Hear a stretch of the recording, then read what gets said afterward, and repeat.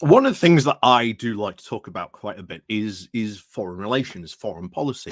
It is, I think, as I've said many times before, an area where a lot of the left falls really hard, flat on its face, to a point where, in some cases, they have almost nothing to say about what's going on in other certain countries where, the UK still has a lot of soft power, still is sitting on a lot of important committees in sort of the UN and elsewhere, where it can have a lot of soft power and affect a lot of these things. So you very rarely hear, people on the left talk about Ukraine, and when they do, it's either very tanky or it's very light. You hear them talk a lot about what's going on in Palestine. However, many of them were not talking about what was going on in Palestine either before that, and probably once everything is finished up there, will continue to go on not talking about what's going on in Palestine. But one of the big things where the right gets this a lot is they talk about international politics. They actually talk about foreign policy. On that, they have a lot of knowledge and they talk about it quite often. So that's why when you see a lot of people talking about foreign policy, very does often come from a right wing sort of perspective. And I, talk about it because I want to talk about it from sort of a left wing perspective of being internationalist, of building relations and collaboration, because I think that's the best way that we should be approaching foreign politics. So, obviously, today we're going to talk about some foreign politics. More importantly, we're going to talk about how David Lammy in September is going to be visiting China. So before we do get on to that, please do remember to click on the like, share, and subscribe button. And of course, down below, there's the Buy Me Coffee link where you can, buy me coffee. There's the Patreon page as well. And of course, is the YouTube thank you button. And of course, the Pony Club down below as well. So, China. One of the things that I very often said, and one of the big criticisms I have of the right wing when it comes to talking about China, is they have this really strange view. Not bear in mind, not all the right has this view, but it's well worth bringing up. This is the very often the criticism, or at least the view you tend to sort of see aired, shall we say. Their view is that you can just ignore China and you can just put it back in its box and it'll go away. from an international perspective, that is, I think, the worst way, I think, to sort of handle international relations when it comes to sort of China, because they are there. They are a very big country.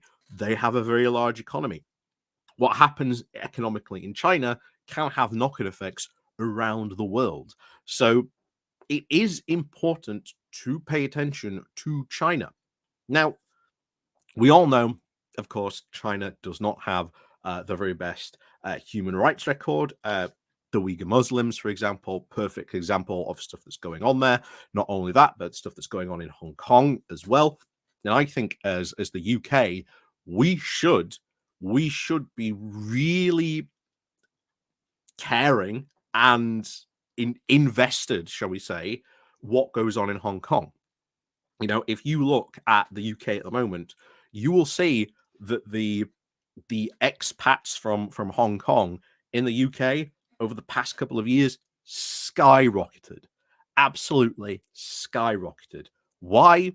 Because if you've seen what China's been doing in Hong Kong, they've been putting more and more sort of pressure on the Hong Kong government, or at least part there. It was meant to be this whole, what was it? One country, two states, where they would leave Hong Kong alone and they'd let it get on with what it would want to do. However, over time, they have been pressuring it very hard. We've seen pro-democracy demonstrations take place in there. We've seen, for example, the government deny anyone who is not from the ruling party of the CCP, denying them from running in any of the sort of election races or anything like that. So over time, we have seen, should we say, a lot of movement from Hong Kong over to the UK. I think this is something we should care about. It was a former colony. I will, say and admit that, but we should actually care about, what happens there. And we are the prime destination for many of these uh, people sort of fleeing Hong Kong, many of them fleeing persecution, and we should be caring about the fact that the Chinese government surveils these people, comes after them, and we should make sure that if they do come here, that we are protecting them, and we should absolutely be making sure that when David Lammy is over there, that these are the types of conversations that he is having. Now, that is all well and good, and I do think we should have those conversations. We should be challenging China on its human rights, on Hong Kong, on the fact that it keeps on insisting that it owns these random bits of island, way closer, shall we say, to the Philippines than to China, uh, purely to try and extend its territorial waters and essentially its influence in the area. What China is doing there is wrong. It's breaking international law. You can't just say, well, all this area is now ours. Again, doesn't work that way. So again, I would like to see sort of Lammy sort of push China on those and say, hey, knock it off. You can't be doing this. Also, we should be challenging China on supporting Russia. We should, I think, be very, very much reaching the stage now of looking at, well, we're putting all these sanctions on Russia.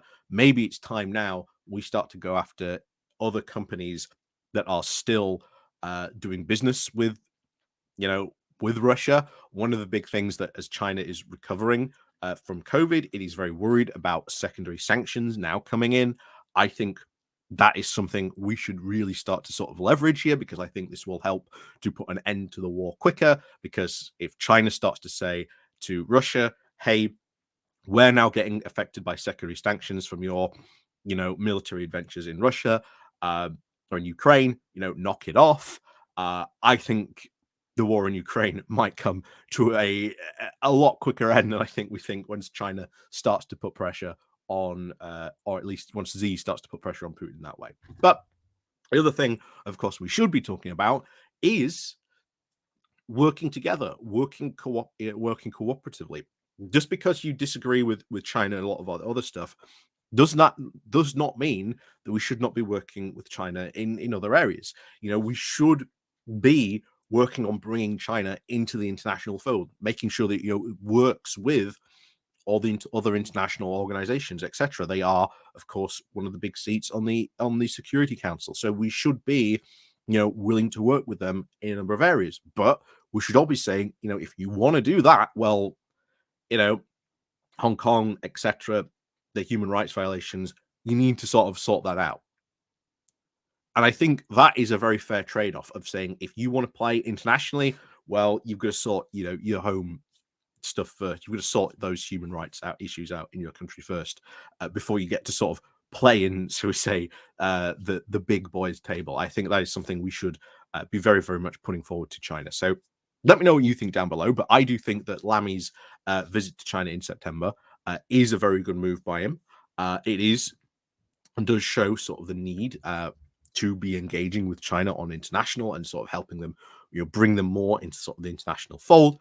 And of course, I think that will be sort of very good. I think, we should be talking to China. We should not just be ignoring them, as some on the right do seem to bizarrely suggest sometimes. But hey, there you go. So, as always, let me know what you think down below. And of course, as always, we'll see you all next time.